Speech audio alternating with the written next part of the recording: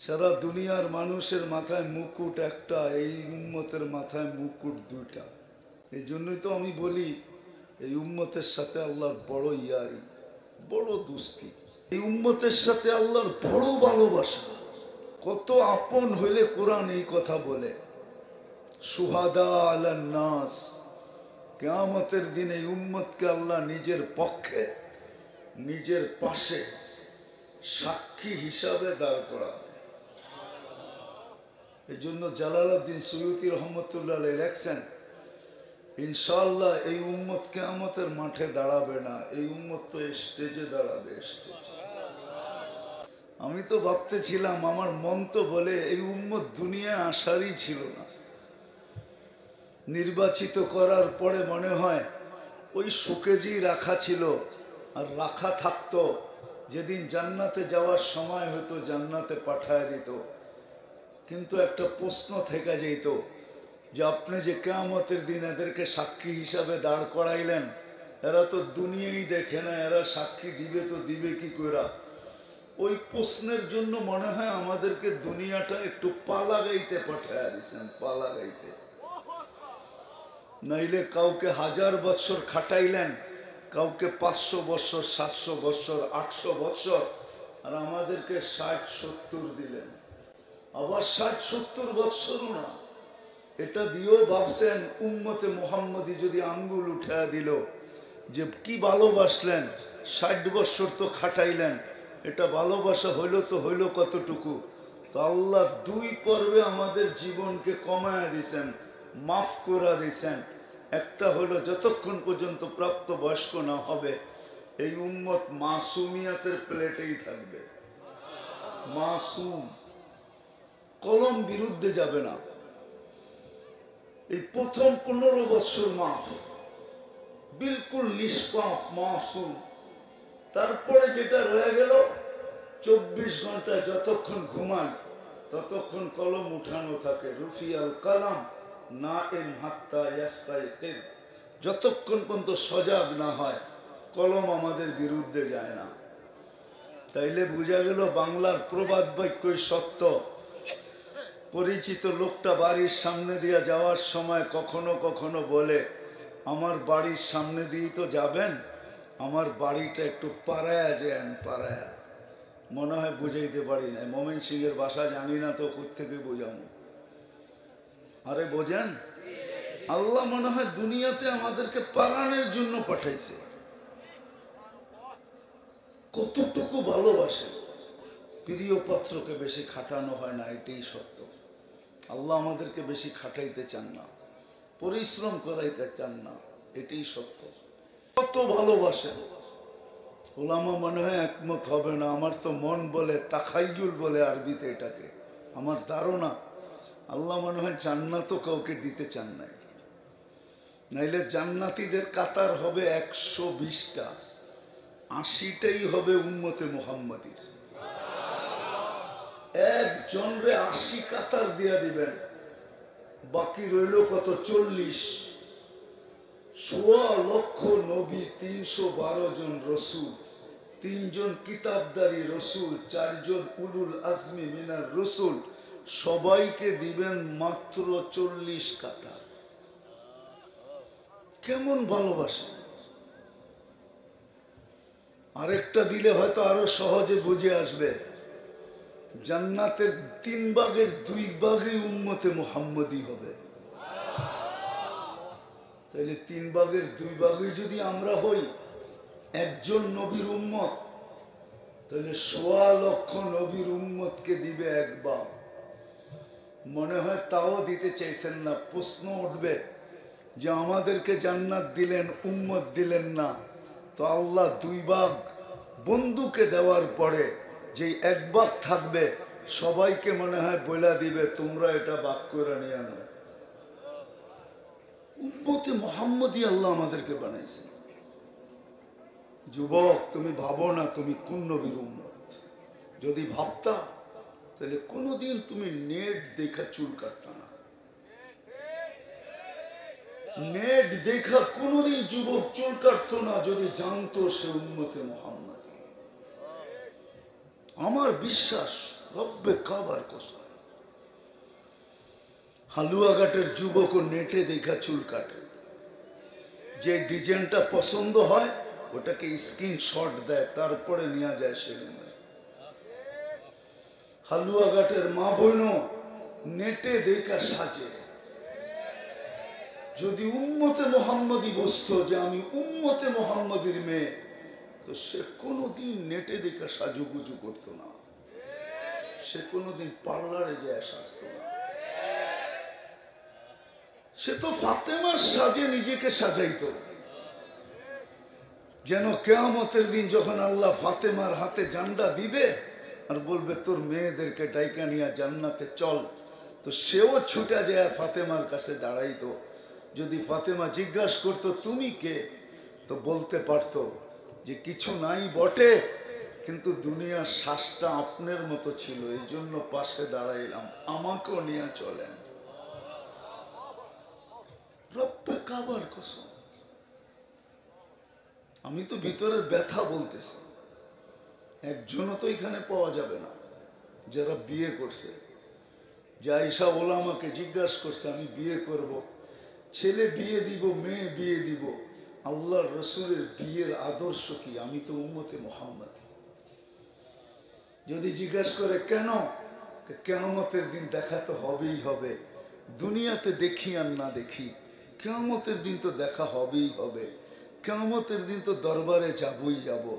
আজকে যাই আর না যাই, তখন যেন বলতে পারি কিছু করি নাই বটে, কিন্তু ছেলের বিয়েটা আপনার আদর্শ মতো ছিল, কি দিবেন দেন না। মেয়ের বিয়েটা আপনার আদর্শ মতো ছিল, কি দিবেন দেন না। আমার বিয়েটাও তো আপনার আদর্শ মতো ছিল, কি দিবেন দেন না। ওই রসুল, ওই রসুল যে জীবনে কখনো উম্মতের জন্য চোখের পানি শুকাইতে দেন নাই। ওলামা কিতাব তাহকিক করে নেক, জিবরিল মিকাইল জিজ্ঞাসা করছে মা জালা আরাকা তাবকি, যখনই দেখি কাঁদেন কেন, এত কান্না কেন আপনার? সৃষ্টির সর্দার আপনি, তারপরও কান্না, তারপরও কান্না, এত বড় নৈকট্য। হুজুররা হয়তো বলবে মেরাজ নামাজ আনার জন্য, ঠিক না? আমি বলি মেরাজ নামাজের জন্য না, মেরাজের তো অনেক কারণ, তার ভিতরে এটাও একটা কারণ যে বন্ধু কথা তো বলছি সবার সাথে জমিনে রাখা, আপনার সাথে যদি জমিনে রাখা কথা বলি তাহলে বন্ধুত্বের পরিচয় হবে না, বিদায় উপরে উঠা চলে আসেন, আস্তে আস্তে আরো সে আসেন, কাছে হইতে হইতে কবা কাউসাইনিয়াও আদনা সুম্মা দানা ফাতাদাল্লা ফাআওহা ইলা আবদিহি মা আওহা। আমার পাশে বসেন, আপনার সাথে পাশে বসায় কথা বলবো, বন্ধুত্বের পরিচয়। এই জন্য মেরাজ। বন্ধুর বাড়িতে গেলে বন্ধু কিছু দিবে, এটা স্বাভাবিক, কিছু দিবে, খালি হাতে ফেরত দিবে না। হায় ওই রসুল, ওই রসুল যে সারাদিন কাঁদে উম্মতের জন্য, ওই রসুল যে মৃত্যু লগ্নে দুনিয়ার থেকে যাওয়ার সময় সারা দুনিয়ায় খুশি চলতেছে, সমগ্র জগতে খুশি চলতেছিল। হাবিব ইয়াসিলুল হাবিব, বন্ধু বন্ধুর কাছে চিরদিনের জন্য চলে আসবে। জিবরিলও বলতেছে আল্লাহ ইয়ান্তাযিরুক, আল্লাহ আপনার অপেক্ষায় অপেক্ষমান। মালাকুল মউতকে হুকুম দেন না বুকে হাত রাখতে, বলছে জিবরিল দিব তো বটে, কিন্তু এখনো চোখে পানি দেখো না। বলছে চোখে পানি কেন? বলে ফামান লিবাদিলি উম্মতি, আমার পরে আমার উম্মতকে কে দেখা রাখবে, কে দেখা রাখবে? এখনো কবরে কাঁদে, এখনো। আমার মনে হয় চিৎকারটা বাহিরে বাহির হয় না। কিছু আল্লাহওয়ালারা স্বপ্নেই দেখেন যে কাঁদে, আমার মনে হয় কাঁদেন আর বলেন মা বিকুম, মা বিকুম, উম্মত তোমাদের হইল কি?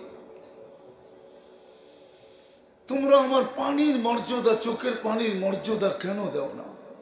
কবর থেকে উঠবে, আগেরটা বললাম না, ওলামা হজম নাও করতে পারে, আবার জিজ্ঞাসাও করতে পারে কই পাইলেন।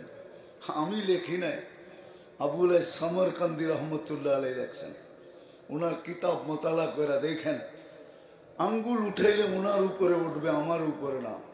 আমি তো ওনার কিতাব পড়ে বলতেছি, আল্লাহ রসুল কবর থেকে বাহির হবেন কানতে কানতে, আর মুখে চিৎকার থাকবে, জিবরিল আইনা উম্মতি, আইনা উম্মতি, আমার উম্মত কোথায়, আমার উম্মত কোথায়। জিবরিল জবাব দিবে, মা শাক্কাল আরদা আহাদুন ইল্লা আনতা, আপনি ব্যতীত জমিনের উপরে কেউ ওঠে নাই, কাঁদেন কেন, অস্থির কেন, উম্মত তো ওঠেই নাই, আপনিই তো উঠছেন। শুধু তো এইখানেই শেষ না, এইখানেই শেষ না। আমার জাতির ভিতরে তো পাওয়া যায়, সামান্য একটা ইউনিয়ন পরিষদের চেয়ার পাওয়ার জন্য স্ত্রীকে বিধবা করতে দ্বিধা করে না, ছোট ছোট সন্তানদেরকে এতিম করতে দ্বিধা করে না, নববধূকেও বিধবা করতে দ্বিধা করে না, মা বাবার কোল খালি করতে দ্বিধা করে না, শুধু একটা ইউনিয়ন পরিষদের চেয়ার পাওয়ার জন্য। কিন্তু আমাদের নবীজিকে আল্লাহ কিয়ামতের দিন মাকামে মাহমুদ দিবেন, মাকামে মাহমুদ। আপনি জানেন না মাকামে মাহমুদ কি জিনিস, ওই চেয়ার কি জিনিস। আল্লাহ কুদরত দিয়ে দুটেই মাকাম বানাইছেন, একটা নিজের জন্য যেটাকে কুরসি বলে, আর একটা বন্ধুর জন্য যেটা মাকামে মাহমুদ বলে।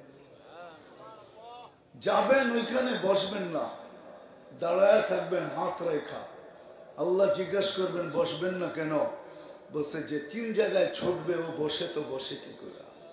বলছে 3 জায়গায় ছুটবেন মানি আল্লাহ জানেন, তারপরও জিজ্ঞাসা করবেন 3 জায়গায়, বলে উম্মতকে অঙ্গীকার দিয়ে আসছি, নিজের হাতে হাউজে কাউসারের পানি পান করাবো।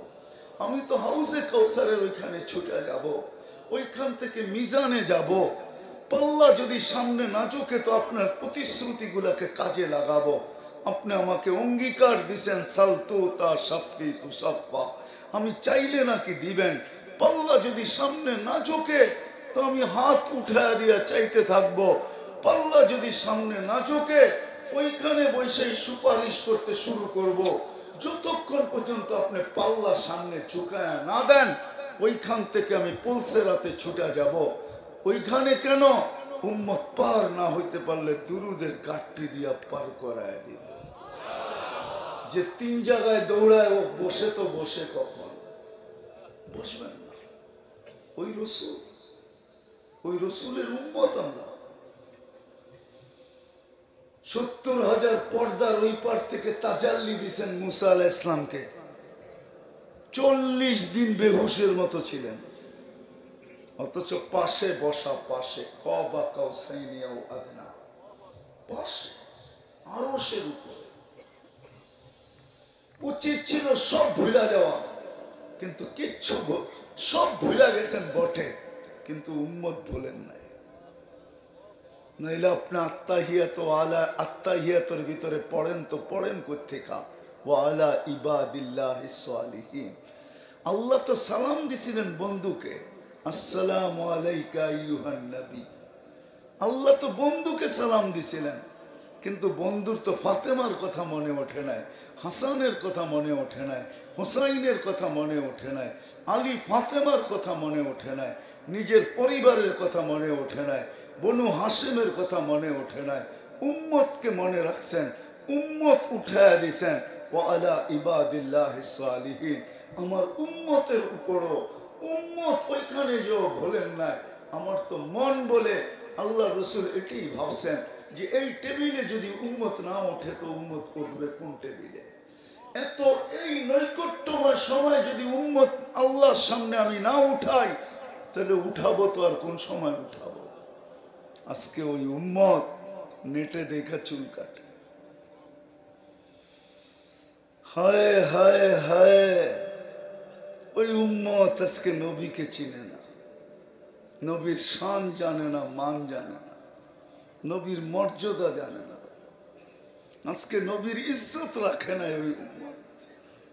আপনি কাঁদেন ফিলিস্তিন নিয়া, আমিও কাঁদি, কিন্তু আমি আরো কিছু দেখা কাঁদি, শুধু ফিলিস্তিন দেখা কাঁদি না, আমি তো কোরআন দেখা কাঁদি।